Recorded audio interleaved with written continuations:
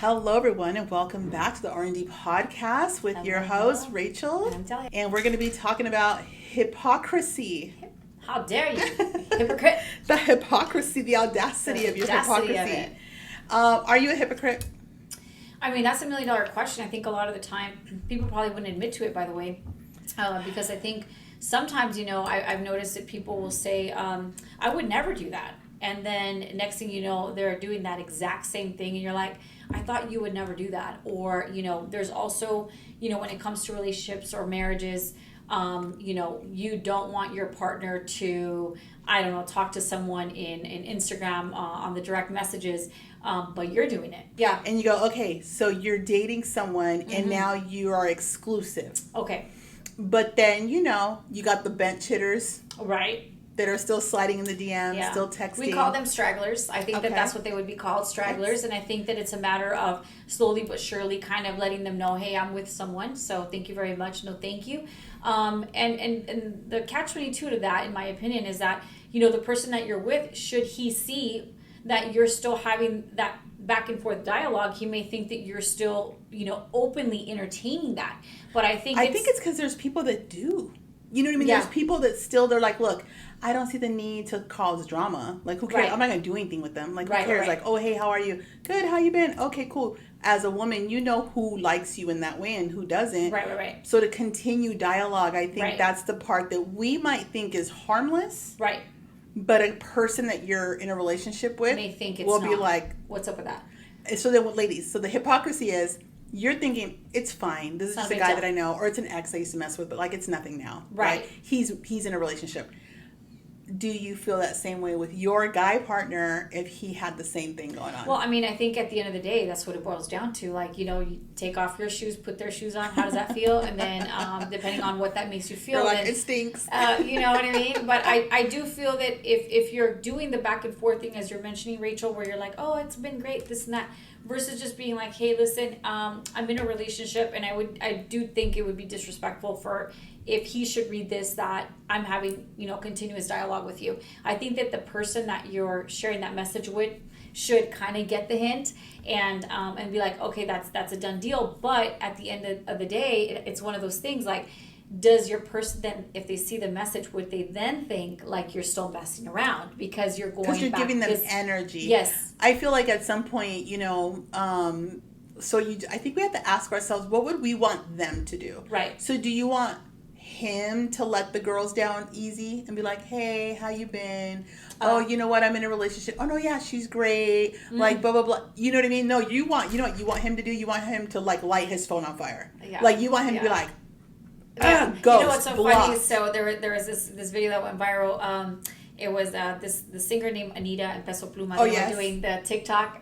They were doing a concert in TikTok, and she was like going for him, and she's going down and making eye contact with his girlfriend in the audience. Yeah, the whole time, and just like, I mean, I was sweating for him. I'm not gonna lie to you. You know what I mean? I was like, whoa, this guy. And there's all these memes where like what they wanted Peso Pluma to do was to like smack the girl on the forehead and like pretty much be like, absolutely not. And I think that that's the analogy that I'm using with this, because I think that that's what we expect for our partners to do, is to like hit her on the forehead and be like, absolutely not. Kick her into the pit. It's like, get off of me.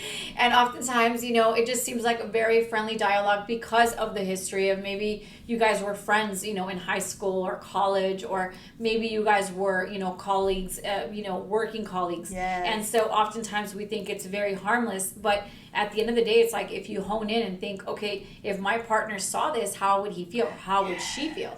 And I think that that's so important. And oftentimes, because we know what we are willing to not do, that we think it's not a big deal. And I think especially, like with women, I think that it's, there was this like study, and we'll do another episode on this particular topic, but it was like, can women be just friends with guys? Oh, yeah. Or, and the answer was yes, like 85% of women were like, yeah, like he's just a friend. And then they asked those same guys, and all the guys were like, no. Never. If I had a chance with her, I'd go for it. I would go for her. So I think as women, we just don't understand guys, you know, and it's easy for us to go, oh, it's no big deal. It's just a friend. But a man that you're with, he knows what a man is about, and he knows how men think. And so that's why they're coming at it a little sideways. If you're like trying to be nice to kind of let the guy know, like, hey, I'm in a relationship and stuff like that, you know? Yeah, it's so true. Now, in marriage. And now in marriage, that's a little bit different. I do think that, you know, there is some barriers that need to, you know, we talk about the hedges in relationships, or I mean in your marriages, that, you know, you need to lift up those hedges. And I think a lot of the time, you know, men or women think it's not that big of a deal. And I think that, you know, relationships in itself need to have a respect factor no matter what. But I think when you're married, I think that has a whole nother thing, because I think that, you know, you need to, you know, be protective of your family, your husband, you know, the life you've built, the home you built. And a lot of the time, you know, women, you know, they see a man and, you know, he looks happy and it looks like he has all the things and he's a provider. And, you know, a lot of the time women don't necessarily, you know, want to be in your position, but they also kind of want to see if they can kind of have access to your person. And so there's that whole fine line between, you know, allowing people to chit chat and have that dialogue. Oh, it's just a coworker, honey, it's not a big deal. Oh, it's just a client, honey, it's not a big deal. Oh, we're just going to a lunch meeting, honey, it's not a big deal. And at the end of the day, if the cards are reversed, I'm sure it would be a freaking big deal. I think the biggest way that it shows up, the hypocrisy, is that, let's just say, if my girlfriends invite me out and they go, hey, you guys want to go to salsa night? Oh, yeah. And it's a bunch of girls, and it seems so harmless, by the way. Like, salsa night, we're going to get up, we're going to get dressed, you know, pretty, whatever. The guys, you know, we're going to stay home with the kids, and then we're going to go do salsa night. No big deal, because girls can, like, dance with each other and, like, entertain one another and buy each other drinks and stuff like that. But then if the guy's like, hey, babe, how was salsa night? Great. So next week, the boys and I are going to go to salsa night, too. You're going to be like, say what? What you talking about? The hell you're not going to go to salsa night. She was a little kid. You know what I mean? So it's like, that's a no, you know? And so that's really how it shows up in marriages, right? It's so true. Or, you know, I think the thing with that, to being a hypocrite, is like, I always trip out on when they start with the whole Vegas thing, you know, when they're like, honey, so there's this guy that, you know, I mean, guys don't talk with that, but you know, I was like, what kind of guy are we talking about here? Does he live on the down low, season 1? Oh my God. You're like, what kind of guy is this? Wrong accent. But they're going to go to, you know, Vegas for a bachelor party. And, you know, it's this person that they're not even close with. They're just this guy's friend of a friend's cousin. And you're like, how are you even directly correlated to that? And it's like, well, it's because my cousin's cousin, you know, whoever's going to go. And so I think that, you know, it starts there too, you know, where you're like, okay, well, if he goes, then I'm going to go to Costa Rica, or I'm going to go to, I don't know, Miami. And so I do think that, you know, you have to kind of mirror the energy that you want. And if you think that it wouldn't sit well with your partner, maybe you shouldn't do it. That's my opinion. It becomes a tough one. I know that, look, there is like this saying, like, if you open the door, if one of the people in the marriage opens the door, the other person's going to walk right behind you to see what's so interesting on the other side. At, for sure. And I think that one of the things that I saw in a friend of mine, an old friend that I had for so many years, and she's so amazing, we lost touch and everything. Yeah. Her name's Patricia, but I went to her wedding, and she married this guy named Tyler, amazing couple, and they did not do bachelor or bachelorette parties. So they did a daytime, the boys went golfing, the guys went golfing in the day, and at the same resort, the women were brunching. Okay. And so I found it to be very interesting. It was my first time ever seeing that, because I had seen it several years at that point. I was in my 20s, but I had seen everybody was like, oh, so-and-so's getting married, bachelor party. Yeah. And like heading to the party bus and like going to the clubs and like, you know, the veil and all the outfits, versus, oh, okay, they're doing something different here.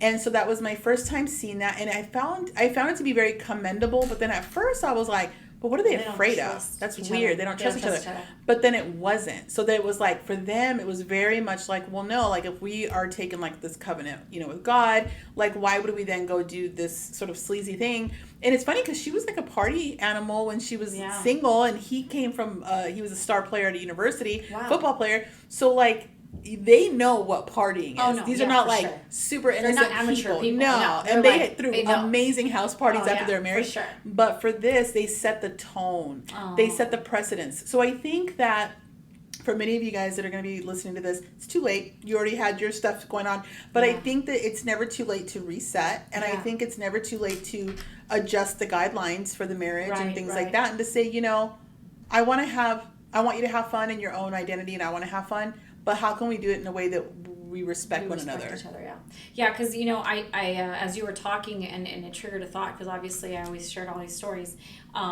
There is you know, somebody that I know kind of close to me that was about to get married, and so this particular couple, obviously they did the Vegas thing.